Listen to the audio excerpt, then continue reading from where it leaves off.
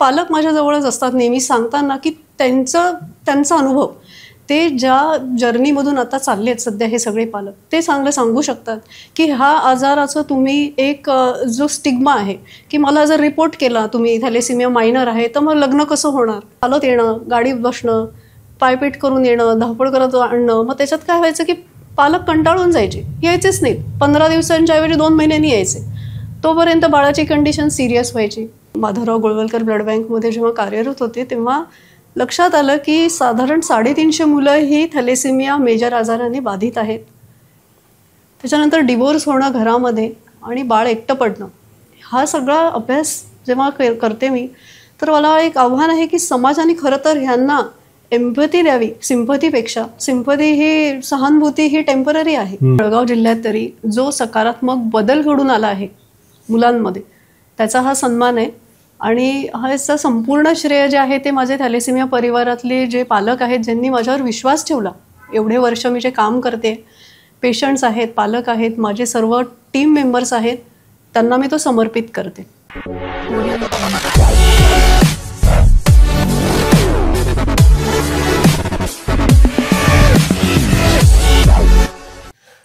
नमस्कार रसिक मित्रांनो, नमस्कार. मल्हार कम्युनिकेशन्स प्रस्तुत हॉबी डू बी डू, अर्थात एक तरी छंद असावा, या आपल्या गाजलेल्या आणि लोकप्रियतेचं शिखर गाठणाऱ्या संवाद कट्ट्यावर आजच्या अतिथी आहेत डॉक्टर सई नेमाडे. मित्रांनो, समाजासाठी जगणं म्हणजे काय आहे, तर अशा एका हिरकणीला मी आज तुम्हाला भेटवणार आहे की ज्यांचं काम अत्यंत रचनात्मक स्वरूपाचं आहे. थॅलेसिमिया मुक्त समाज निर्मितीसाठी समर्पित भावनेनं जपणाऱ्या पॅथॉलॉजिस्ट, ज्या लौकिक अर्थानं पॅथॉलॉजिस्ट आहेत, MBBS आहेत, MD आहेत पॅथॉलॉजीमध्ये त्यांनी केलेलं, पण या क्षेत्रामध्ये जवळपास 2016 पासनं सई मॅडम कार्यरत आहेत. अगदी तन मन धन लावून त्या समर्पित भावनेनं काम करतायत आणि या कार्याच्या प्रती त्याचं फळ म्हणून आणि त्यांच्याबद्दल असलेला कृतज्ञता भाव दर्शवण्यासाठी महाराष्ट्र शासनाकडून त्यांचा गौरव झालेला आहे. आणि महामहिम राष्ट्रपतींच्या शुभ हस्ते त्यांचा गौरव केला आहे, तो झालेला आहे. आणि एवढंच नाही मित्रांनो, तर 2025चा महाराष्ट्राची हिरकणी हा सन्मानाचा, प्रतिष्ठेचा पुरस्कार सुद्धा डॉक्टर मॅडमला मिळालेला आहे.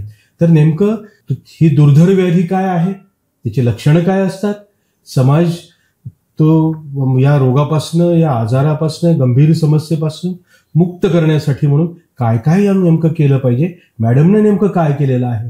कारण धन्वंतरी जर अगदी प्रोफेशनली बोलायचं झालं तर पैसा कमवण्यासाठी आणि रुग्णसेवेसाठी सुद्धा अनेक लोक येतात, पण एक व्रत घेऊन त्या भावनेतनं, व्रतस्थ भावनेतनं वाटचाल करणारी हिरकणी आज आपल्या संवाद कट्ट्याची अतिथी. मित्रांनो, मॅडम आपलं सहर्ष स्वागत आहे आमच्या मल्हार कम्युनिकेशनच्या. खूप खूप धन्यवाद अख्ख्या टीमच्या वतीनं. मित्रांनो, आजचा आपला एपिसोड क्रमांक आहे 222. रिपीट, 222व्या या एपिसोड च्या मध्ये आजच्या अतिथी डॉक्टर सई नेमाडे आणि विषय थॅलेसिमिया जनजागृतीसाठी हिरकणी पुरस्कार. पुरस्कारासाठी मॅडमने काम नाही केलेलं, तर मुक्त कसा होईल या दुर्धर व्याधींपासून आपला समाज. मुळात मॅडम, पुन्हा स्वागत करताना मला आपला सरळ प्रश्न करायचा आहे की आमच्यासारख्या सुशिक्षित असणाऱ्या अनेकांना हे माहिती नाहीये हा आजार. बरोबर. तर तुम्हाला सॅल्यूट आहे, म्हणजे कृतज्ञतापूर्वक तुम्हाला वंदन आहे की केवढा मोठा आजार आणि तुमचं त्या संदर्भातलं केवढं मोठं काम. अनेक वर्ष तुम्ही कार्यरत आहात आणि अभिनव स्वरूपाचे रचनात्मक असे उपक्रम आपण राबवत आहे आणि त्याचे रिझल्ट पण आपल्याला मिळत आहे. तर काय आहे नेमका ही व्याधी, काय आहे ही समस्या, काय आहे, कुठून येते, ही काय नेमकं होतं, आपण जरा आमच्या सगळ्यांना सांगा, मित्रांना. धन्यवाद सर. खरं तर हा जो मला सन्मान जो मिळाला आहे तो खरं तर समाजामध्ये, जळगाव जिल्ह्यात तरी जो सकारात्मक बदल घडून आला आहे मुलांमध्ये, त्याचा हा सन्मान आहे. आणि ह्याचं संपूर्ण श्रेय जे आहे ते माझे थॅलेसिमिया परिवारातले जे पालक आहेत, ज्यांनी माझ्यावर विश्वास ठेवला. एवढे वर्ष मी जे काम करते, पेशंट्स आहेत, पालक आहेत, माझे सर्व टीम मेंबर्स आहेत, त्यांना मी तो समर्पित करते. तुम्ही म्हटलात की दुर्गम भागामध्ये माहिती नाही. जर सामान्य माणसाला माहिती नाही तर दुर्गम भागातील व्यक्तींना कसा कळेल थॅलेसेमिया आजार?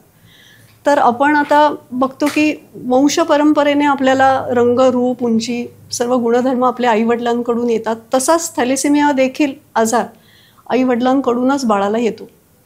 जसं आता एखादी व्यक्ती डायबेटिक असेल तर पुढच्या पिढीला तो डायबिटीस होतो आणि त्याच्याबद्दल आपल्याला माहिती आहे. कॅन्सर आपल्याला सध्या माहिती आहे, त्याच्यामुळे आपण त्याच्या बाबतीत प्रिकॉशन्स घेतो. आता थॅलेसेमिया माहितीच नाही तर लोक प्रिकॉशन्स घेणार कसे? ठीक आहे, तर हा थोडक्यात रक्ताचा अनुवांशिक गंभीर आजार आहे. जर एखादी व्यक्ती थॅलेसेमिया वाहक असेल आणि अशा व्यक्तीचं लग्न थॅलेसेमिया वाहक व्यक्तीबरोबर जर झालं आणि ते दोघेही जण अनभिज्ञ आहेत की आपण वाहक आहोत या आजाराचे आणि पुढे येणाऱ्या बाळाला ह्याचा गंभीर स्वरूपाचा आजार होणार आहे, हे त्या अनभिज्ञ पालकांना माहितीच नाही आहे.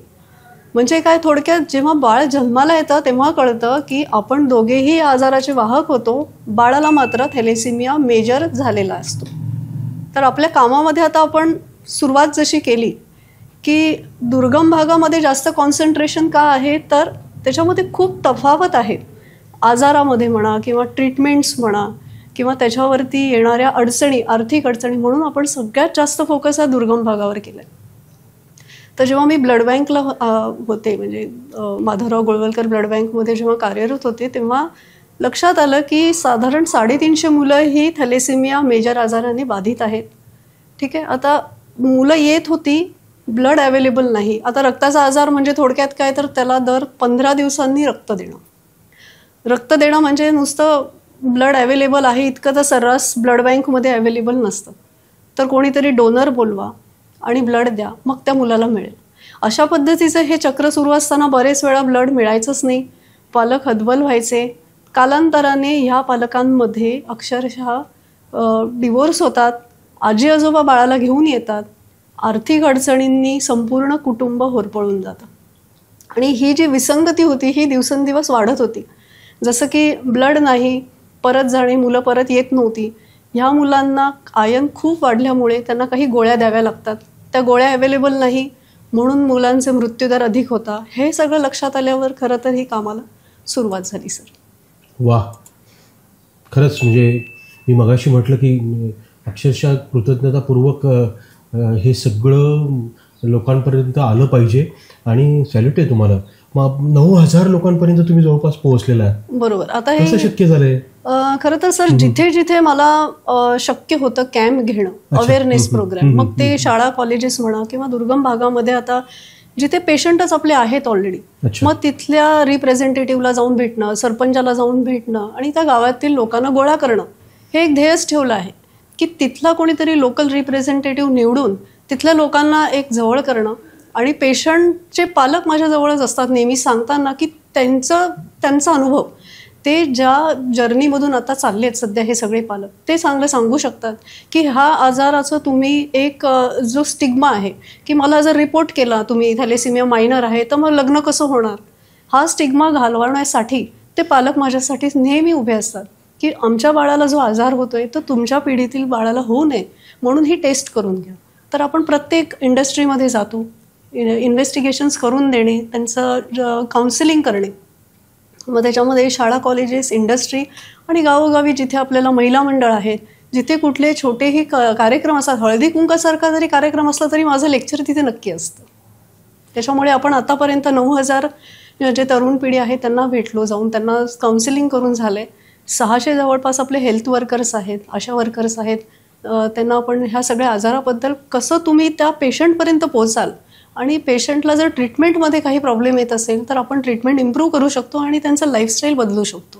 अच्छा अच्छा. लाईफ स्पॅन बदलणार आहे खरं तर त्यांचं, जर व्यवस्थित ट्रीटमेंट जर त्यांना मिळाली तर.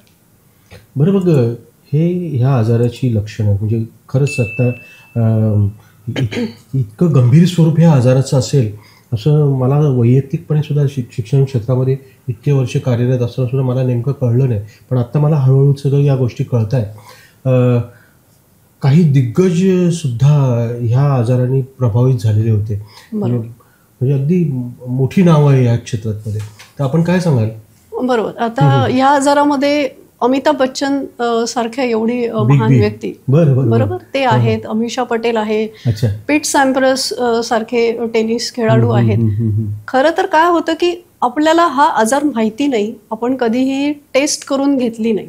त्याच्यामुळे जेव्हा आपण असे कॅम्प करतो तेव्हा साधारण 4 ते 5% व्यक्ती ह्या आजाराच्या वाहक असतात.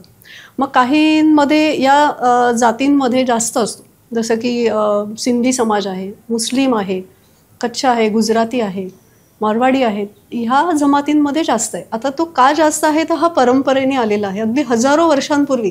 म्हणजे खरं तर याची सुरुवात होती सायप्रस सारख्या ठिकाणी फ्रान्समध्ये. तिथे जवळपास 80% मुलं जी जन्माला येत होती ह्या आजारानेच बाधित होती. आणि तेव्हा त्यांच्या लक्षात आलं की हा काहीतरी सिरियस ब्लड डिसऑर्डर आहे आणि ह्याला आपण काहीतरी करून लगेचच थांबवलं पाहिजे. मग त्यांनी त्याच्यावरती काय केलं असेल तर प्रत्येकाची ही टेस्ट करून घेणं कंपल्सरी, आणि लग्नाच्या आधी ही दोघांचीही टेस्ट करून घेणं. आणि आता सध्याचा त्यांचा रेट हा 0% आहे. तिथे एकही मुल या आजाराचं जन्माला येत नाही. तर हा जो प्रवास आहे माझा तो त्याच्यामध्ये लक्षात येतं की 4% लोक म्हणजे आश्चर्यचकित होतात की अरे मला पण आहे थॅलेसिमिया मायनर. ठीक आहे, तर थॅलेसिमिया मायनर हा खरं तर आजार नाही, हे वाहक आहेत. जेनेटिकली 2 जे जीन्स असतात त्याच्यातला एक तुमचा डिफेक्ट आहे, एक तुम्ही नॉर्मल आहात, म्हणून तुम्हाला वैयक्तिक कुठलाही त्रास नाही. त्याच्यामुळे आपण कधीही लॅबमध्ये गेलो तर आपण म्हणत नाही की अरे माझं थॅलेसिमिया टेस्ट करा, कारण एक तर माहिती नाही. बरं, हिमोग्लोबिन तुम्ही बरेचदा चेक केलं असेल, तुम्ही केलं असेल सर, तर हिमोग्लोबिनची तुम्हाला फक्त व्हॅल्यू कळते लॅबमध्ये की 12 ग्रॅम आहे, 14 आहे. त्याच्या मागे जे जीन्स आहेत ह्याचा तपास कोणी करत नाही. आणि तोच जर डिफेक्ट असेल तर तो फक्त त्या टेस्टमध्येच कळतो, ज्याला आपण थॅलेसिमिया इलेक्ट्रोफोरेसिस टेस्ट म्हणतो. त्याच्यामध्ये हा जेनेटिक डिफेक्ट कळतो. नॉर्मल लॅबोरेटरीमध्ये तुम्ही फक्त हिमोग्लोबिनची व्हॅल्यू बघता. मग मी जर थॅलेसिमिया मायनर असेल तर माझं हिमोग्लोबिन नॉर्मल असणार आहे, कारण की माझं दुसरं जीन नॉर्मल आहे. ठीक आहे, म्हणजे मला आतापर्यंत माहिती नाही की मी मायनर आहे. आणि जर माझ्या पार्टनरचा जर थॅलेसिमिया मायनर असेल तर बाळाला काय होणार आहे, मेजर होण्याची शक्यता 25% आहे. आता जर तुम्ही टेस्ट जर केली तर त्याच्यावरती काय करावं लागेल, जर मी मायनर आहे तर शक्यतो पार्टनर मायनर नको. बरं. जर 2 व्यक्ती मायनर आहे तर बाळाला मेजर होणार आहे. मग त्याच्याकरता सिम्पल काय आहे तर शक्यतो पार्टनर मायनर नको. हा त्याच्यावरती खरं तर आता पुढे आपल्याला हा उपचार म्हणूनच खरं तर हे करावं लागणार आहे. आजच्या ह्या डिजिटल युगामध्ये म्हणजे एकीकडं या सगळ्या यांत्रिकीकरणामुळे म्हणजे आपण म्हणतोय की परंपरेने माकडाचा माणूस झाला, पण परत माणूस माकडाकडे चाललाय असं सगळं होतंय. संवाद हरवलेला आहे. नात्यांची जी वीण आहे ती घट्ट होण्याच्या ऐवजी उसवली जाते. असं हे सगळं असताना आणि पूर्वीच्या काळात एकत्र कुटुंब होतं, म्हणजे ते दुःख पण वाटून घेतली जायची. पण आता हे सगळंच वर्किंग आई वडील दोघंही असतात, प्रॉब्लेम्स अनेक असतात. हे तुम्ही फार महत्त्वाचं सांगतायत मॅडम.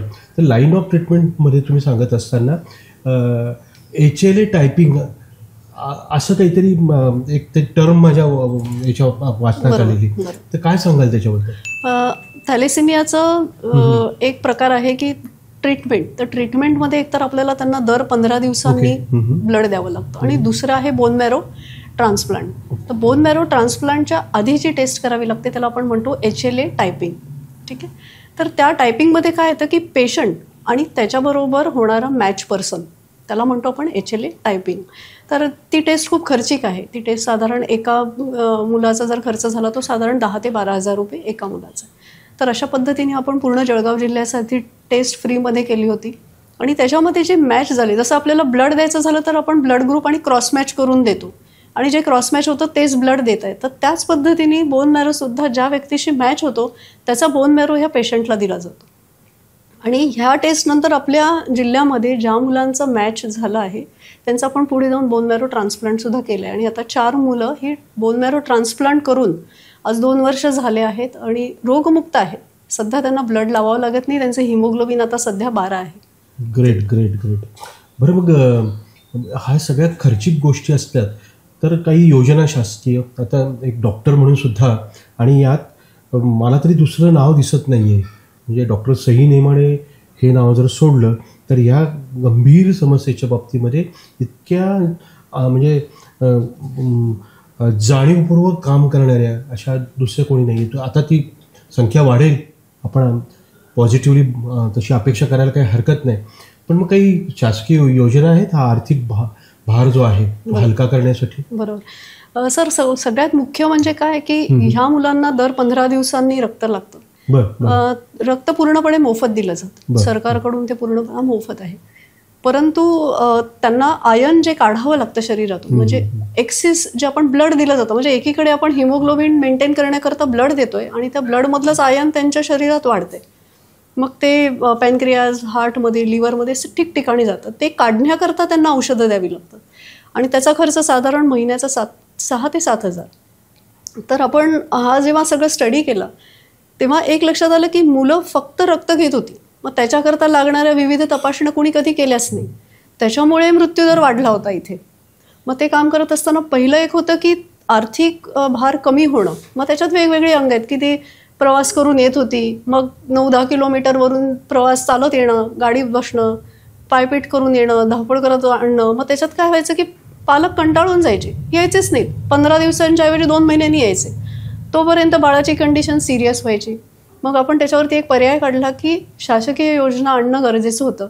त्याच्यात महात्मा ज्योतिबा फुलेंचं एक प्रकाश चिल्ड्रन होमला आपलं स्पेशल थॅलेसिमिया युनिट सुरू केलं. मग त्याच्यामध्ये आल्यानंतर 120 मुलं रजिस्टर झाली. प्रत्येकाचं हिमोग्लोबिन कमी, कोणाचं फेरिटिन जे आयर्न म्हटलं ते खूप जास्त, कोणाचं स्प्लीन साईज खूप जास्त, कोणाला सतत ताप, कोणाचं अंग दुखणं, कोणाला रिजेक्शन्स होणं, ब्लड सतत त्यांना उलट्या होणं. हे करण्याकरता आपण ते युनिट उभं केल्यावर एकत्रितपणे 120 मुलांचं आपल्याला स्टडी करता आलं की नक्की कुठे प्रॉब्लेम येत आहेत. त्या अनुषंगाने आपण डोर टू डोर व्हेकल सुरू केले. त्याच्यामध्ये मुलांना अक्षरशः घरून ही आनंदाने मुलं येतात, आनंदाने मुलं परत जातात. डोर टू डोर आपली गाडी जाते, त्यांना घेऊन येते आणि घेऊन जाते. दुसरं म्हणजे त्याचा एक उपयोग असा झाला की पॅरेंट्सचा खाडा होत नाही. या 5-6 मुलांना घेऊन येणारी एकच व्यक्ती आहे, बाकी सगळे त्यांच्या कामावर जातात, तो खाडा होत नाही. आर्थिक तेवढा त्यांना सपोर्ट मिळाला. आयर्नच्या गोळ्या ज्या 7,000-6,000च्या होत्या त्या त्यांना मोफत मिळायला लागल्या. ज्या मुलांचं फेरिटिन खूप वाढलं होतं त्या सगळ्या मुलांचे MRI आपल्या संस्थेतर्फे सगळ्यांचे मोफत करण्यात आले. त्याच्यात ज्यांचे डिपॉझिट झाले होते, आता आयर्न फक्त शरीरात वाढणं त्याचा धोका असतो की ते हार्टमध्ये जातं, लिव्हरमध्ये जातं, पॅनक्रियाजमध्ये जातं, त्याच्यामुळे होणारे व्याधी वेगळे. मग ते कमी करण्याकरता आपण स्पेशल टीम आणली पुण्याहून, त्यांची ट्रीटमेंट वेगळी सुरू केली. त्याच्यात लक्षात आलं की 8 मुलांना हिपॅटायटिस C झाला आहे. हिपॅटायटिस C हा रक्त दिल्यामुळे होतो. मग त्याची व्हायरॉलॉजीमध्ये ट्रीटमेंट सुरू करणं, सोनोग्राफी करून घेणं. म्हणजे हे जेव्हा युनिट उभं राहिलं तेव्हाच हे लक्षात आलं की हे सगळे गोष्टी ह्यांच्या केल्याच नाही आहेत कधी. आणि त्याच्यामुळे 2 वर्षामध्ये मृत्यूदर खूप कमी झाला.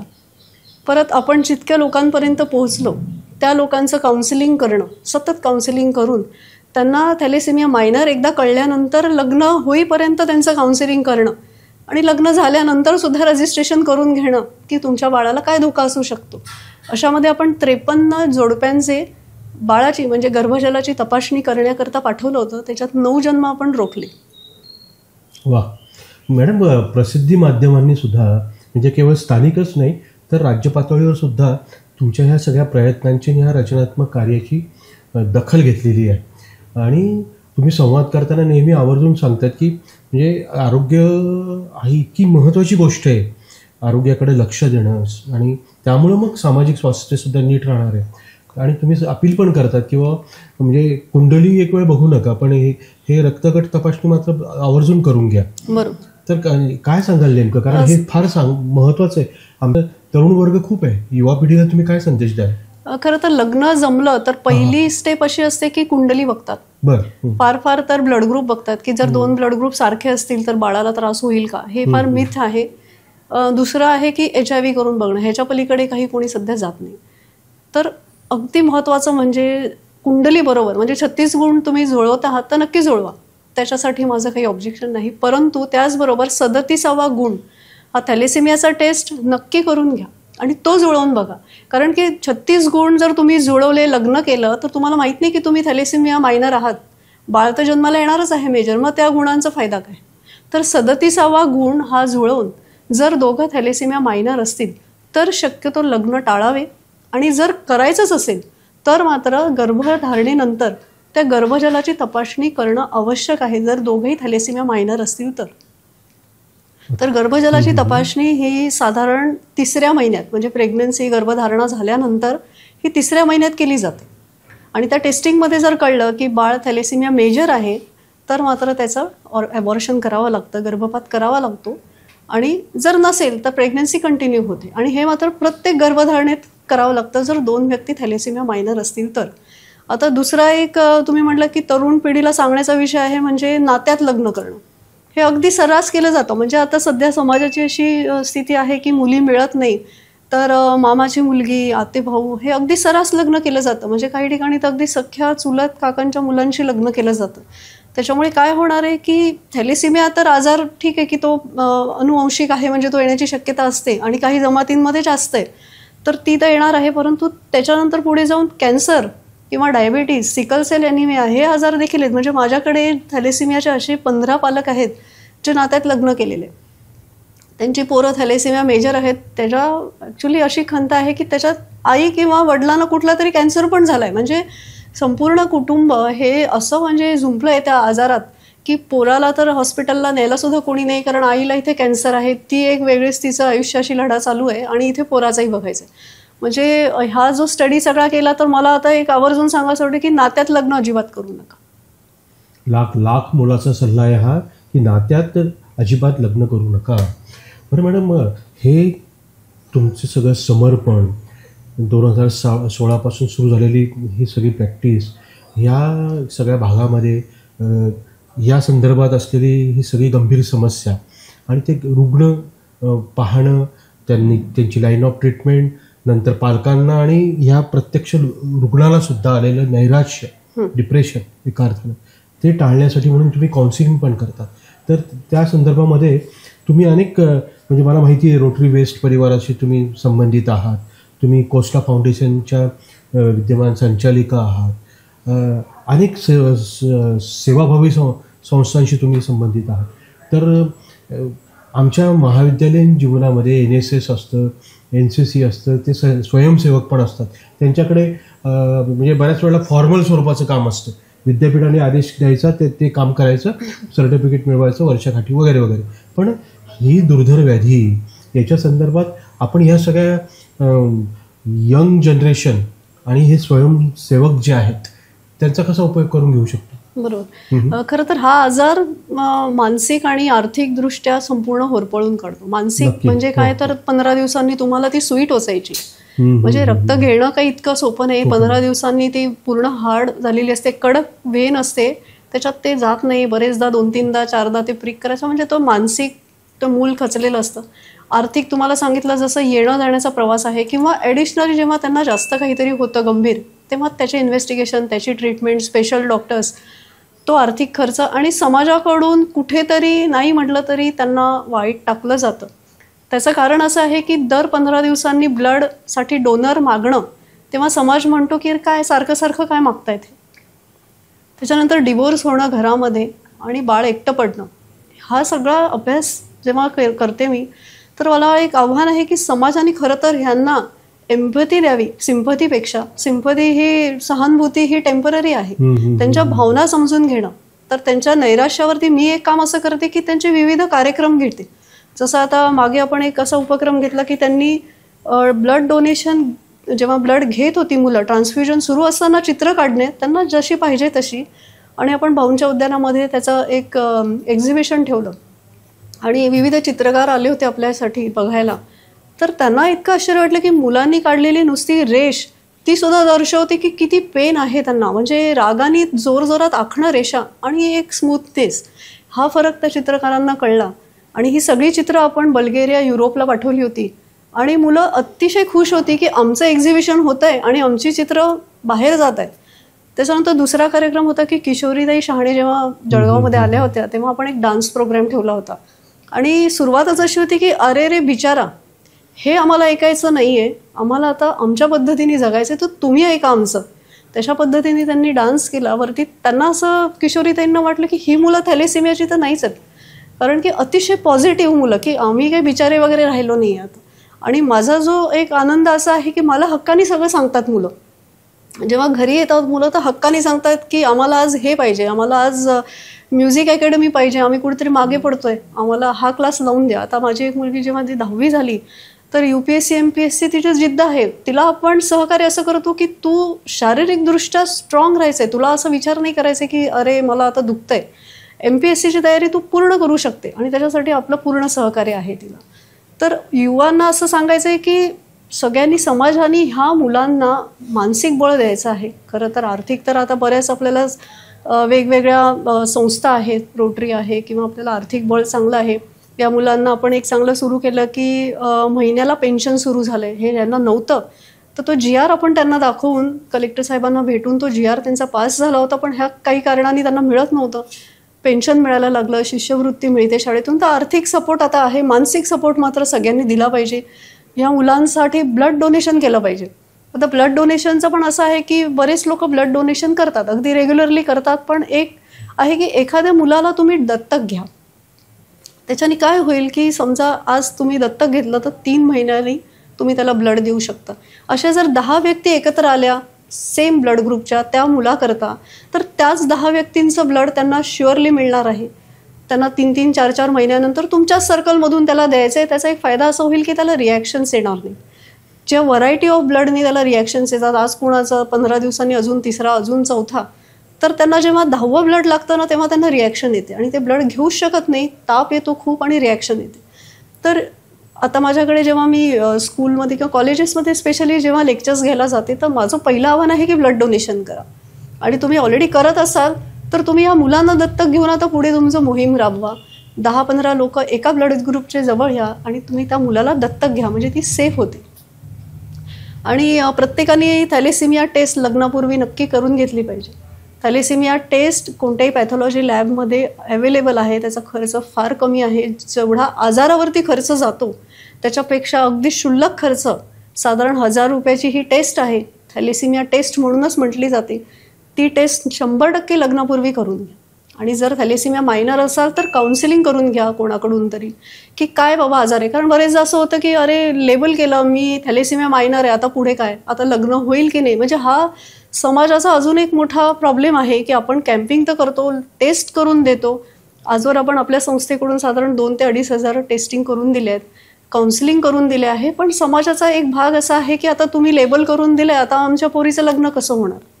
परंतु जेव्हा ह्याच्या पुढे आपण काउन्सिलिंग करतो की हे जर तुम्ही लपवलं आणि जर तुमच्या त्या मुलीचं लग्न अशाच एखाद्या मुलाबरोबर झालं ज्याला पण थॅलेसिमिया मायनर आहे, तर त्याला होणाऱ्या बाळाचं काय पुढे.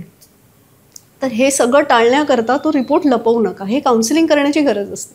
जसं थॅलेसिमिया मायनर आपण जोडप्यांचं काउन्सिलिंग करतो, जसे आता आपण 53 जणांचे केले होते, तर त्या काउन्सिलिंगमध्ये आपण पुढचंही सांगतो की तुम्ही जर हे टेस्ट केले नाही, गर्भजलाची तपासणी जर तुम्ही मायनर आहात आणि टाळली किंवा लपवली किंवा करायची नाही आहे तुम्हाला, जे होईल ते होईल, मग त्या बाळाचा पुढचा प्रवास, बाळाचं आयुष्य कमी असतं. बाळाला जन्मतः आजार होतो. साधारण 6 ते 8 महिन्याचं बाळ असतं तेव्हा लक्षात येतं की हे थॅलेसिमिया मेजरचं बाळ आहे, म्हणजे त्याच्यात ब्लडच नाही. बाळामध्ये साधारण जे नॉर्मल 12 ते 14 ग्रॅम असतं ते हे जन्मताच बाळामध्ये 4 ते 5 ग्रॅमच असतं. मग त्याच्यामध्ये जन्मतः आजार सुरू होतो, बाळाचं आयुष्य कमी, म्हणजे मानसिक धक्का जबरदस्त की बाळ तर झालंय पण असं झालंय. हे सगळं टाळण्याकरता युवा पिढीने कंपल्सरी थॅलेसिमिया टेस्ट करणं गरजेचं आहे. मॅडम अगदी आवर्जून हे सगळं अपील करतायत, परत परत सांगतायत. मित्रांनो, मला नक्कीच खात्री आहे की मॅडम जे आवाहन करतायत त्या दृष्टिकोनातून आपली पावलं त्या दिशेने पडली पाहिजेत. बरं मॅडम, म्हणजे मॅडम काळजातून सगळे हे शब्द येत आहेत, कुठल्याही कागदावरचे शब्द नाही आहेत मित्रांनो. तर नक्की आपल्या बाजूने मी मॅडमला ग्वाही देतो की आमची ही तरुण पिढी जी आहे ती आपल्या या समर्पित कार्यामध्ये, रचनात्मक कार्यामध्ये नक्की सहभाग द्यायची. मॅडम, एक खऱ्या अर्थानं अंधारलेल्या या सगळ्या पेशंट्सच्या जीवनामध्ये आपण मनापासून उजेड पेरण्याचं काम करतायत, महत्त्वाचं काम करतायत. तर ह्या सगळ्या वाटचालीमध्ये आपली फॅमिलीसुद्धा सोबत असणं फार गरजेचं आहे. तर काय सांगाल फॅमिली सपोर्टच्या बाबतीत? 100% सर. खरं तर संपूर्णपणे त्याग केल्याशिवाय काम पूर्णपणे होत नाही. कारण की जेव्हा जेव्हा मला शनिवार रविवार वेळ असतो तेव्हाच मी शक्यतो गावांमध्ये जाऊ शकते. बरोबर. आणि त्याच्यामुळे दुर्लक्ष होतं, मुलींकडे माझ्या दुर्लक्ष होतं किंवा त्यांचं सहकार्य आहे म्हणा. कारण माझ्याकडे ऑडिट करण्यासाठी माझी आई आहे आणि तिचं वय वर्ष 80 आहे, पण ती अगदी उत्साहाने मला संपूर्ण ऑडिट करायला मदत करते. माझ्या दोन्ही मुली ह्या आता जे काही रेकॉर्डिंग्ज असतात त्याचे क्लिप्स बनवून यूट्यूबवर टाकणं, नंतर आपलं चॅनल आहे त्याच्यावरती काही काही अपडेट्स करणं, म्हणजे त्यांच्या मुळेच आहे खरं तर हे संपूर्ण प्रवास. नाही तर एकीकडे आपण धावतो कुठे आणि दुसरीकडे काय सोडतोय हे लक्षात येत नाही बरेचदा. परंतु मला वाटतं त्यांच्याच सहकार्याने हे थोडं आमचं काम चांगलं चालू झालेलं आहे आणि असंच चालू राहील. म्हणून मी खरं तर त्यांना एक विनंती करते की असंच सहकार्य मला करा, नाही तर पुढे कठीण होऊन जाईल. नक्की नक्की. हे चांगलं काम असलं आणि उद्देश निरपेक्ष असला की हात असे पुढे मदतीसाठी नक्कीच येतात. आणि ते घरचे असले तर फार अजून दुग्धशर्करच गोष्टी ती म्हटली पाहिजे. बरं मॅडम, मग महामहिम राष्ट्रपतींच्या शुभ हस्ते आणि मान्यवरांच्या उपस्थितीत तो गौरव स्वीकारताना आणि महाराष्ट्राची हिरकणी हा सुद्धा सन्मान स्वीकारताना तो क्षण नेमका काय आहे? म्हणजे तो आनंदाचा नक्कीच आहे, पण मग जबाबदारी सुद्धा आपसुकच वाढते की नाही? काय सांगाल त्याच्याबद्दल? मी जसं म्हणलं सर सुरुवातीला की हा जो सन्मान आहे हा फक्त थॅलेसेमियात काम केलंय त्याचा नाहीये. खरं तर हा जो सकारात्मक बदल झालाय आपल्या समाजामध्ये. आधी सुरुवातीला काय व्हायचं की जेव्हा मी काम सुरू केलं तर बरेच लोक म्हणायचे अरे करू नको, अरे हे काही सक्सेस होत नाही, हे काही करू नको, तू मुलं अशी जन्माला येणारच आहेत, आपल्याकडे असे 350 पोरं आहेत तिथे येणार. हा जो नकारात्मक विचार होता आणि बरेचदा असं यायचं की अरे ब्लडच्यासाठी काय बदल होणार आहे ह्यांच्यामध्ये, तो बदल आता झालेला आहे सर. आणि पालकांमध्ये एक विश्वास झाला की आज जर आम्हाला एखादा या पोराला गंभीर आजार झाला तर आमची संस्था पूर्णपणे त्यांच्या पाठीशी आहे. जसं आता नुकतंच काय झालं की एका मुलाला पाणी झालं छातीमध्ये, तर साधारण त्याचा खर्च 1.5-2 लाख रुपये. कुठेही जा किंवा जे थोडं त्याला रिॲक्शन्स झाल्या होत्या ब्लडच्या आणि ब्लड दिल्यानंतर लगेचच त्याला रिॲक्शनमुळे त्याचं HB2 ते 3 होत होतं. मग त्याला आपण संपूर्ण सपोर्ट करतो की तू कुठेही जा, ॲडमिट हो, तुला जो काही खर्च आहे तो आम्ही करू. हा जो सकारात्मक बदल झालेला आहे की काउन्सिलिंग करणं लोकांचं आणि काय होणार आहे पुढे, बाळ कसं जन्माला येणार आहे हे काउन्सिलिंग करून आपण जे जन्म आपण रोखले आहेत, हा सकारात्मक बदलाचा खरं तर हा सन्मान आहे. म्हणजे आपल्या प्रेसिडेंट मॅडम ज्या होत्या तर त्यांना एक जाणवलं की संपूर्ण अँगलनी तुम्ही हा विचार केला. म्हणजे फक्त जनजागृती करणं ते तेवढंच न ठेवता आपण ज्या अडचणी मुलांना येत आहेत, जसं आता साधी गोष्ट आहे की 10-12 किलोमीटर मुलं चालत येतात, त्याच्यावर आपण लगेच केलं की ठीक आहे तुम्हाला गाडी करून देतो. आता एक नवीन आपण संकल्प असा केला आहे की या 1 महिन्यामध्ये तो पूर्ण करायचा आहे की ह्या मुलांचा आयन खूप वाढले सर. आता आयन वाढल्यामुळे ह्या मुलांना रात्रभर पंप लावून ठेवायचा आहे. तो पंप रात्रभर त्यांच्या पोटाला ती सुई असते आणि ते संपूर्ण आयन खेचून घेतं. तर साधारण त्याचा खर्च महिन्याचा, म्हणजे पंप आहे एक साधारण 25-30-40 हजारापर्यंत आणि त्याला जे इंजेक्शन लागतं तर ते साधारण 10,000पासून ते पुढे, म्हणजे 10,000-50 हजारापर्यंत त्याची कॉस्ट आहे. तर आपण ती एक पंप लायब्ररी सुरू करतो आहे आणि त्या लायब्ररीमध्ये असं आहे की पंप घेऊन द्यायचा. ज्या मुलांना तो पंप लागणार आहे तो त्यांनी घेऊन जावा हॉस्पिटलला.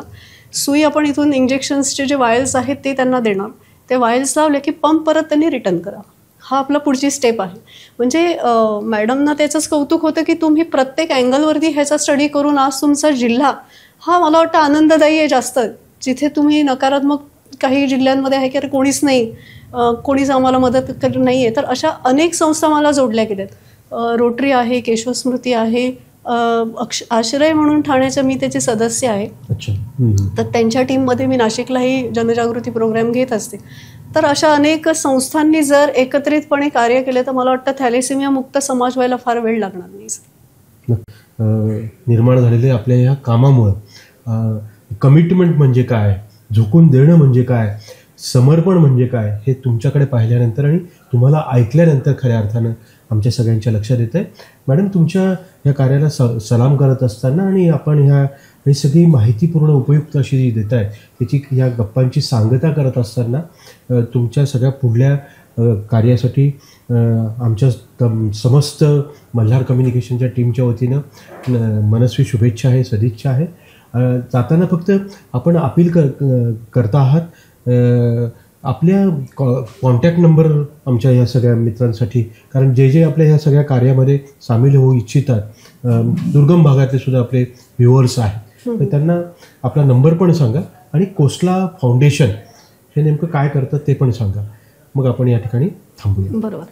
कोसला फाउंडेशन ही NGO 2020 स्थापन केली आहे आणि जळगावमध्येच कार्यरत आहेत आणि त्याच्यामध्ये बरेच कार्यकारी जण आहे, कार्यकारिणी आहे आणि प्रामुख्याने आता आपण काम हे वैद्यकीय केलेलं आहे. त्याच्यामध्ये थॅलेसिमिया आणि मग त्याच्यामध्ये एज्युकेशन सपोर्ट करणं मुलांना आणि वैद्यकीय वेगवेगळ्या तपासणी, मग त्याच्यामध्ये ॲनिमिया टेस्टिंग करून देणं. फक्त थॅलेसिमिया न करता ॲनिमिया टेस्टसुद्धा करतो आपण. प्रायमरी टेस्ट ॲनिमिया असते. ॲनिमियामध्ये जर आपल्याला वाटलं थॅलेसिमिया आहे तर थॅलेसिमियाची वेगळी टेस्ट केली जाते. आता जवळपास 57% भारतीय हे ॲनिमिक आहेत. मग त्याच्यावरती जर उपचार केला नाही तर दुर्गम भागातल्या महिला काय तशाच काम करत राहतात. मग त्याच्यात आपण ॲनिमियाच्या गोळ्या देणं, आयनच्या गोळ्या देणं त्यांना. ॲनिमियावरती जर खूप सिव्हिअर ॲनिमिया असेल तर त्यांना ब्लड ट्रान्सफ्युजनची आपण ॲम्ब्युलन्सची सोय केली होती की ॲम्ब्युलन्सनी त्यांनी इथे येऊन ब्लड लावलं आणि परत जाणं. त्याच्यानंतर पुढे आहे की एक लायब्ररी मुलांसाठी चांगली सुरू करायची आहे. कोसला नावामध्येच आहे, सगळ्यांना माहिती आहे कोसला कर. त्याच्यामुळे पुढे जाऊन आपल्याला ही एक लायब्ररी सुरू करणं हे एक स्वप्न आहे आणि ती लायब्ररी शक्यतो ह्या मुलांकरता, माझ्या सगळ्या ह्या थॅलेसिमिया परिवाराकरता खरं तर सुरू करायचं स्वप्न आहे की ह्या मुलांना एक सकारात्मक ठेवणं सतत. मग त्याच्यात म्युझिक आहे, लायब्ररी आहे, खेळ आहे. आपण एक जिम्नॅस्टिक मॅडम आहेत, त्यांच्याकडे आपण सध्या अप्रोच केलेला आहे. ह्या मुलांना रिदमिक जिम्नॅस्टिक शिकवून पुढे नेणं हे आपल्या सगळ्या फाउंडेशनचं कार्य आहे. माझा नंबर आहे 9892190555. तर मित्रांनो, म्हणजे आईच्या ममतेनं मनापासून हे महत्त्वाचं कार्य करणाऱ्या अशा हिरकणी आज आपल्या समवेत होत्या. तर मॅडम, आपल्या सगळ्या स्वप्नपूर्तीसाठी आमच्या मल्हारच्या टीमच्या वतीनं मनापासून शुभेच्छा आहेत. आपण आलात आणि संवाद कट्ट्यावर खरं तर समाजसेवेचं व्रत आणि हा छंद म्हणून जोपासणं सुद्धा, म्हणूनच आपण हॉबी डू बी डू एक तरी छंद असावा. तुम्हाला तर हा महत्त्वाचा रचनात्मक स्वरूपाचा छंद आहे. तर सॅल्यूट आहे आणि शुभेच्छा पण आहे. नमस्कार. एक सांगू इच्छिते सर, मला नेहमीच दत्ता हलसगीकर सरांची कविता खूप मनापासून माझ्या मनामध्ये रुजली आहे. ती म्हणजे ज्यांची बाग फुलली त्यांनी 2 फुले द्यावीत, प्राक्तनाचा अंधार तिथे प्रकाशाचा गाव न्यावा, ज्यांच्या आभाळा एवढी उंची त्यांनी खाली यावे आणि ज्यांचे जन्म मातीत मिसळले त्यांना उचलून वर घ्यावे. खूप खूप धन्यवाद सर. सुरे. नमस्कार, मी डॉक्टर सई नेमाडे. मी MD पॅथॉलॉजिस्ट आहे आणि आज मला देशमुख सरांनी इथे थॅलेसिमिया जनजागृतीबद्दल मुलाखतीसाठी बोलवलं होतं. तर मी मल्हारा कम्युनिकेशन्सचे खूप खूप आभार मानते की हा अतिशय स्तुत्य कार्यक्रम त्यांनी सुरू केला आहे, जेणेकरून युवा पिढीपर्यंत आव्हान जे मला द्यायचं आहे ते अगदी छान पोहोचणार आहे. या चॅनलला तुम्ही सबस्क्राईब करा, लाईक करा आणि जास्तीत जास्त लोकांना शेअर करा, जेणेकरून हा विषयसुद्धा पोहोचणार आहे. कमेंट्स नक्की करा, कारण की आपण या कमेंट्सनुसारच खरं तर काम करतो की ज्या लोकांना ज्या अडचणी येत आहेत थॅलेसिमिया बाबतीत स्पेशली, त्या आपण नक्कीच पूर्ण करण्याचा प्रयत्न करू. धन्यवाद.